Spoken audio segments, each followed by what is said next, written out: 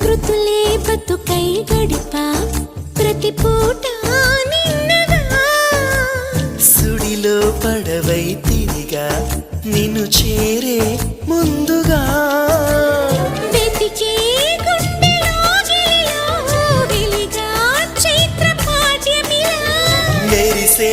కంటి పాపనలో వెలిసా నిత్య పౌర్ణమిలా ఎందుకిలా అల్లినదో వన్నెల వెన్నెల కాంతివల ఎవరో రావాలి అనువాస నేడు